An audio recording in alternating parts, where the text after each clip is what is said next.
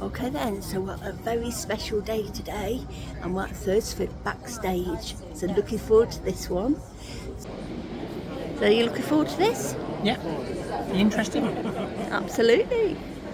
So just looking at what we've got in front of us here.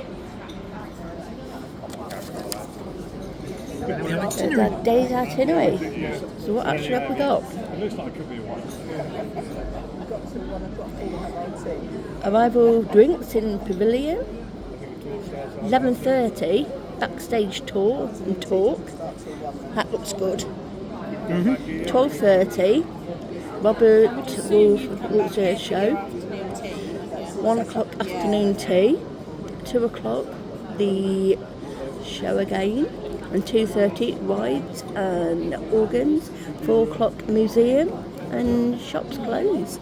Notice here, got our name as well, and it's all looking very nice. Tables all set up very nicely, and we are sharing the table with other people. So yeah. So yeah, got different biscuits. Got a choice of tea, coffee, and then yeah. A little bit empty at the moment because we are one of the last ones in, so it would have been full up if we'd been one of the first ones. It things right, yeah. Do the video and we'll voice over later. Yeah, that's fine.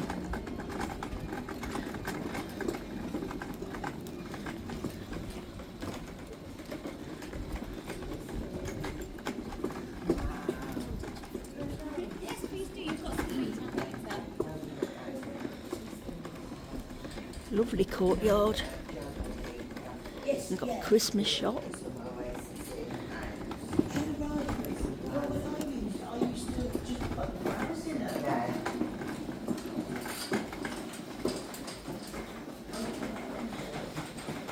Looking at all the certificates, absolutely wonderful.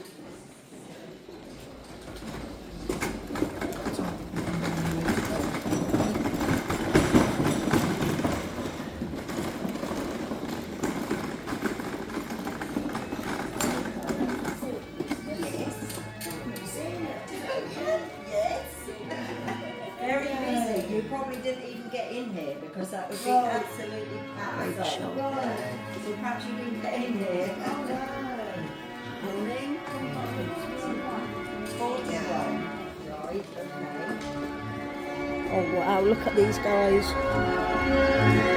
Oh wow. We generally do 2 shows a day, and this year we'll be doing 84 shows.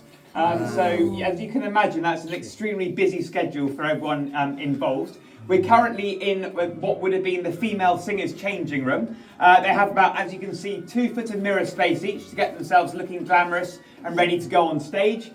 Some theatre productions in the West End have all the hair and makeup done for them. However, in this show, it's their responsibility to do so. There is a criteria which they have to meet, so they can't go too far one way or too far the other way. They have to be pretty similar in looks, etc. And as you can probably imagine, the way stage makeup's done is very different to the way you do it on a day-to-day basis. It's much bigger and bolder, etc. So what we thought would be nice for you guys to see, to give a true reflection of the amount of costume changes that they have on average during a show, is we've put one set of costumes in here so you can see. So on my right hand side, this is what the female singers would have worn in one show, and then on my left hand side here is what the dancers would have worn, excluding what we call the skin costumes or the character costumes, which are like the snowmen, the penguins, etc. And we have 2 what we call quick change areas on either side of the stage, where when they rush off stage in their other gear, they have someone to help them get changed quickly and pop that on.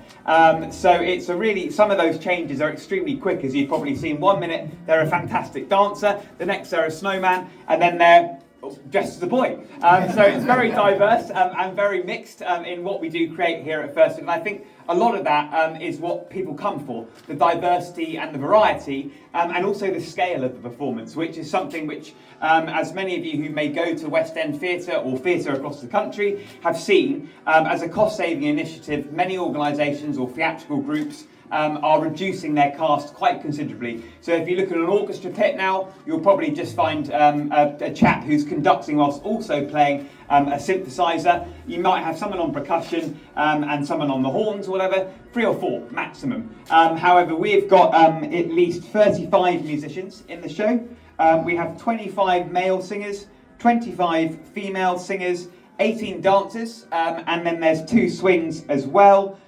So that is a total of 105 that you see on stage. However, all together with those that are working backstage, such as the backstage crew, the lighting guys, the sound guys, etc., there's about 130 that are involved in just putting that performance on stage on alone. And then operationally on our books as well during that time of year to do the cleaning duties, to keep everything maintained, cooking, working in the cafes, etc. You name it, there's about 250 on our books. So we go from roughly about 40 at this current period in time, fully employed, to upping our stakes to that many people to deal with. The casts themselves have their own 2 unique cast managers who look after them specifically because they're all self-employed and we have a mixture of everything in there. So obviously I mentioned the singers, the dancers, the musicians, but we also do have special acts. So every year we go out and see what we can find to keep you entertained with a diverse mix of whether it be bikes, jugglers, fire-breathing monkeys, you name it. We're not quite yet, but anyway, we're trying to find some. Unfortunately, my brother's the only one who's cutting the mustard at the moment in that respect.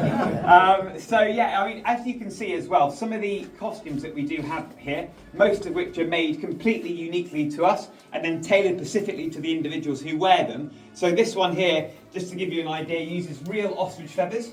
All of the rhinestones which you see on the fantastic bra and thong are all hand stuck. So you can imagine that is a really, really long and very intricate job. And I've actually seen this, where is the gentleman? This gentleman here. I saw you eyeing up this lovely thong here, so if you wouldn't mind, can you just model that for us maybe? So there you go. As you can see, both men and women here at Thursford are more than entitled to wear whatever they feel comfortable in. So yeah, thanks sir. Yeah, if you'd like, you can take that home for your lovely lady as well. That'll be an extra £5, but you're more than welcome. So yeah, I mean, it's just to give you a few sort of facts and figures, which I do know people like to hear. So as I said, we're going to be doing 84 shows this year. We started the shows in 1977 when our tickets went on sale for the first round in December last year. We took over £1 million in the first day of bookings and sold approximately 16,190 tickets. However, you might think, and I was one of them. this is the sort of lady we like, gets straight in. This is what we like to see. Serious, die-hard Thursford fans at the core. Absolutely, I love to see that passion. So excited as well. Fantastic. But however, you might think, Thursford, they must be rolling in it. It's a lot of money to put this performance on. And it costs in the region every year, depending on how many new costumes need to be made and different variables, about £2 to £3 million just to get that on stage alone. And then obviously once that gets going, you've got all the wages to pay. And you name it, and obviously now with all the national insurance and everything else which is going on with all the fantastic things which is being thrust our way and the theatre's way, it's becoming ever increasingly hard to make profit. And you will see a lot of organisations that used to get arts funding, which we don't get. We are all totally profit driven and we have to self-fund ourselves, and unfortunately aren't able to now carry on in the current climate, which is very sad because the grassroots theatre, which we depend on to then get people to come up through the ranks, which we always try and support when people come straight out of college, is dying, and there isn't those sort of first steps for people to get their foot in the ladder with, which is sad. And it's only obviously our industry and we look at, but I know that it is happening in other places worldwide as well. So it is sad, but we do our best to keep the arts alive. And give everyone a good shot, and we always proactively go out to have a good spread within the cast of people fresh out of college. We also do some workshops to promote people from underprivileged backgrounds to be able to fund them through sponsorships doing diversity work classes with certain demographics who might not necessarily feel comfortable operating in a show like ours. So there's lots of things that we do behind the scenes to try and encourage as much diversity, inclusivity within the show as we can. Obviously, we pride ourselves on delivering an absolutely sterling first-class performance, so we've never undercut or make changes to anything just for the sake of it. Quality and professionalism is obviously at the heart of what we do, and that's very important to keep that, because your good selves who are paying good money and saving up and excited come for a West End style performance. So we at the heart of it, that's what we're here to deliver ultimately. And also another very interesting fact is obviously especially the early part of November when the shows do start, it's a quiet time for tourism here in Norfolk. But we're proud to say that we, on average, bring into the economy during the period when the show starts about £10 million for bed and breakfast sort of establishments, restaurants, cafes, etc. So that's really nice to hear, and we do get a lot of really positive feedback from people within the community. Obviously, another great thing which we do offer to the local people around here is within a 6-mile radius, all of the cast and crew, generally who are in the show, are either based in London or much further afield, overseas, etc. I think last year we had about 2 who actually had bases in Norfolk, so they all have to have accommodation. So this time of year, most of the time this time of year, they're all fully booked, not so much anymore in the current climate. However, when our sort of cast arrive on site, some of which arrive as early as the middle of or early to September, they need accommodation. So we have a list now. We've worked with lots of local suppliers where they look at who they'd like to share with once the auditions have taken place, and then they get themselves booked into certain places. So some of them may be there right the way through from September until they finish the show on the 23rd of December. So it's a long block booking for places that are usually used to having people stay for a couple of weeks, and they've got to pay to have the turnaround. So it's a good profitable thing for them to have as well. So that's really nice. It can be a challenge trying to sort the accommodation side of things out, because a lot of them, by the nature of their jobs, they've always lived in the cities, had public transport. So suddenly you get a Ukrainian acrobat, a fire-breathing monkey, and a man wearing a thong turn up in Norfolk, and depending on public transport, it's a nightmare. So we generally have to then let them know that obviously they have to probably have someone within that household that can get them to and fro. Then that person gets ill, then we've got a logistical problem. So it can, and obviously 130 in the cast, all living in close proximity. When unfortunately you do get a sickness bug which goes around, it can be a real juggling act for the cast managers to be rejigging that roster right until they get on stage. And I'll actually show you the complexity of what those rosters do look like on a daily basis. They see them on a digital screen when they arrive, but they'll be checking that almost throughout the performance, because at any point anyone could say, oh, I can't go on, or got a bit of a sore throat, or whatever it may be. So that's a really vital part of the operation as well. So that communication link between them all, and obviously you can probably imagine those early stages of coming out of COVID, when unfortunately we had to stop the show sort of about a couple of weeks early, because it just hit the cast rampantly, and then we just didn't have enough bodies to physically put on stage, and also it was a big risk factor for the audience, etc. So we did take a punt when we were allowed to get out there, and it wasn't as successful as we hoped. However, it was greatly appreciated by those who did come, and obviously for those who had been out of work for a long period of time to have a shot at getting back on stage. But now hopefully that's all cleared and gone, and we're in a great place, and there's a fantastic show already taking shape. I mean, the show literally starts being written when my father, the producer and director, gets back in the office in January, believe it or not. So when everyone is absolutely done with Christmas, he's sat in his study, he's listening to CDs, he's got CDs all over the place, he's got a bottle of whiskey on one nose.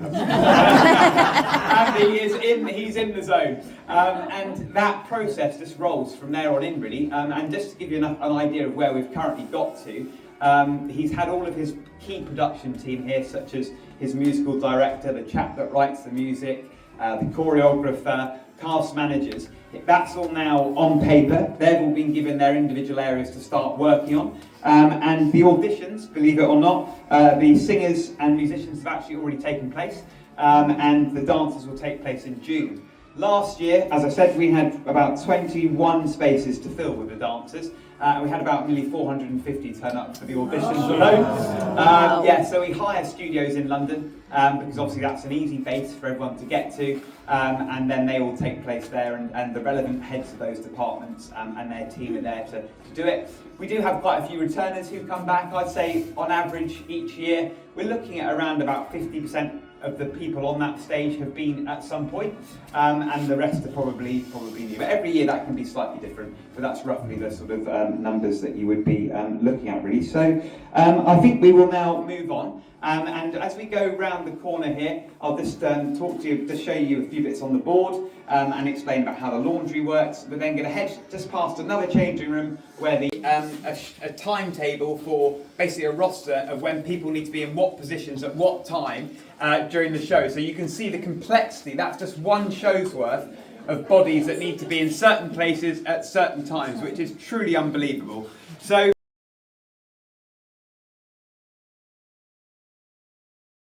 as you know, here at Thursford, the performance doesn't just take place on stage. We have a lot going on in the aisles, very up close to individuals, so it's very important that those people that are on stage, when they're moving so vigorously and dancing and sweating and under hot lights, etc., that we keep them nice and clean.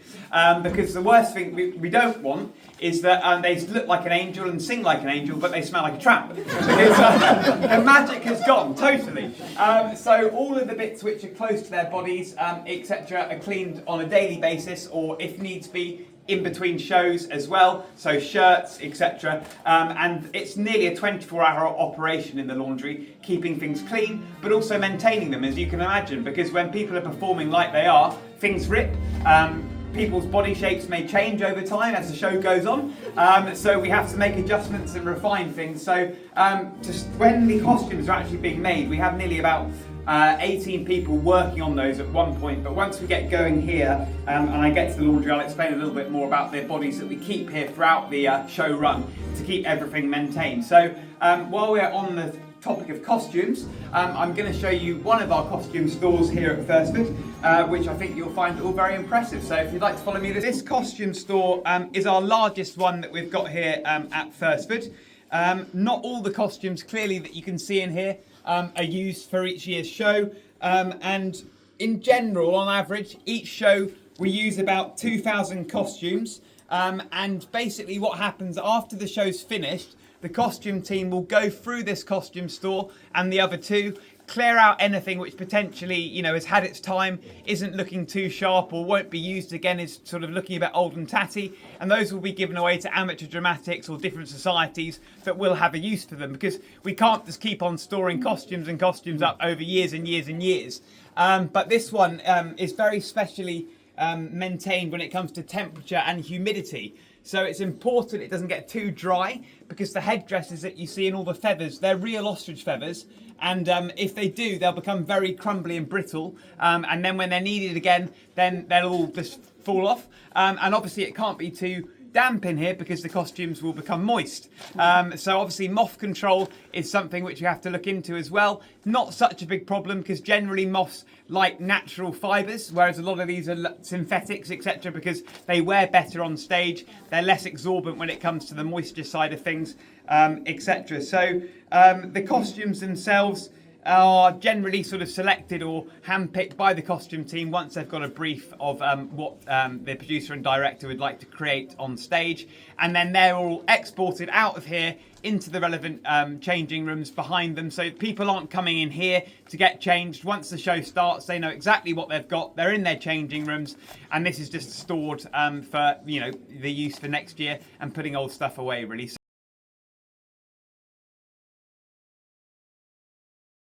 No, yeah, just I used to, when I was only probably about 19, and then I went away and worked for, and then he was very good, wasn't he? The way he played the piano alone. just also lovely. Absolutely. So she's been here since she was Scaffolding out. Which, when the shows are taking place, it's got lots of tables and chairs laid up, and it's an area where they can come in and have a break in between shows, or if they've got a bit of time, when they're not on stage, they can come in here, have a cup of coffee or something to eat. So just an area where they can communally relax, make themselves teas and coffees and eat, etc. No costumes are allowed in here whatsoever. We have had one incident a while ago where there was a lady who was in a lovely white dress. She was supposed to be going on stage to be doing one of the lead singing roles in a number, and spilled coffee all down her dress. So we now have a strictly no costume policy in here. So you come in here and they're usually in their onesies, or it looks like they're having an overgrown sleepover or something silly like that. But they're comfy and they're enjoying themselves, which is the main thing really. So as I said, there's another costume store just there, and behind me is the laundry. But one interesting fact, which actually I missed earlier, is a lot of people wonder how long it takes us to get ready for Christmas and then strip down ready as a museum again. And just to give you an idea, that takes us roughly 6 weeks to turn that from a museum into what you know as the Christmas auditorium, and that's roughly about 6 of our crew who work on that tirelessly throughout that period to get that ready, and for the people to then start rehearsing in, and for your lovely selves to arrive into a magical winter wonderland. So it's not, most people think it's going to be a longer period than that, but we've now got that quite well oiled. We've got some huge storage rooms, forklifts and cherry pickers, and it literally is a hive of activity in there, and really quite exciting when the Christmas trees start coming in and everything else. I mean, for us really Christmas is all year round, but that's when it really starts, when you start seeing middle of September and suddenly Christmas trees are there, baubles are there, men in cherry pickers, it is Christmas all over. Stairs, obviously we've got a whole another floor here, which is all dressing rooms and showering facilities and toilets, etc.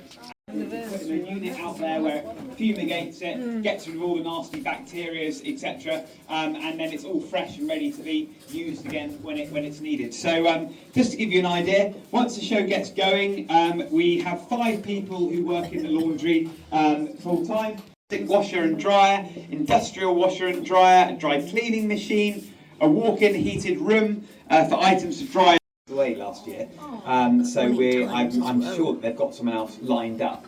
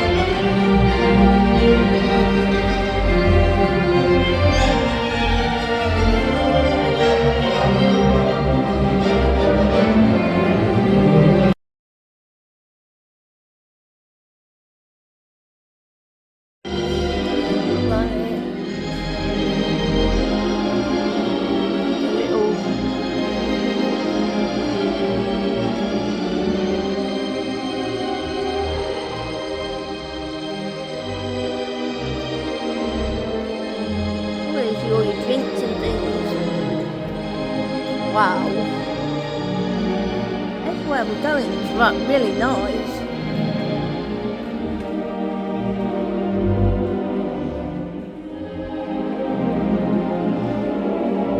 Yours is.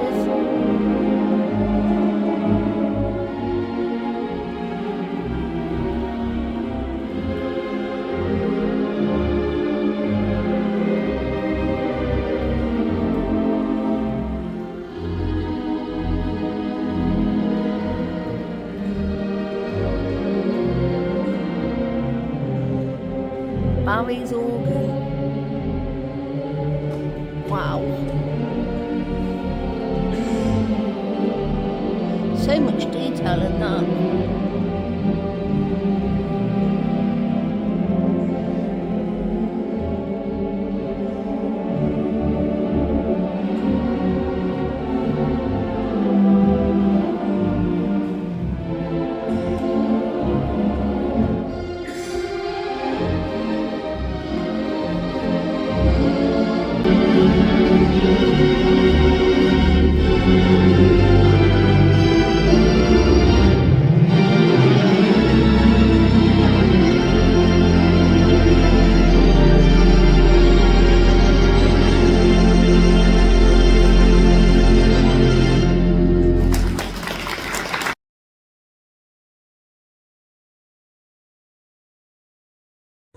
So now we've just come back and the table's looking absolutely lush. Looking amazing. So on there we have got mixed sandwiches, we've got scones, we've got flapjack, we've got cake, carrot cake, we've got donuts and we've got scones. How does that look, babe? Excellent. Did you enjoy your tour? I did, yes, it was quite enjoyable. It was. Which bit did you like the best?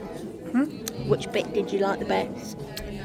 Steam engines, because they're my favourite. Yeah, I must admit, I like the Christmas bit, but then I would. So yeah, really enjoyed that. And now on to afternoon tea. Well, what I didn't realise, they must have had to inform the police. Lee, how was your afternoon tea? Bloody lovely. You enjoyed it, did you? Yeah. Notice empty. And yeah, Yeah, empty. notice I've got a box there. You've got. Okay. Right. I couldn't finish mine. I've taken out my scone home. Eek. But apart from that, it was really nice. The sandwiches were really nice. Really enjoyed it. So definitely well done, guys. So yeah, good one. Yep.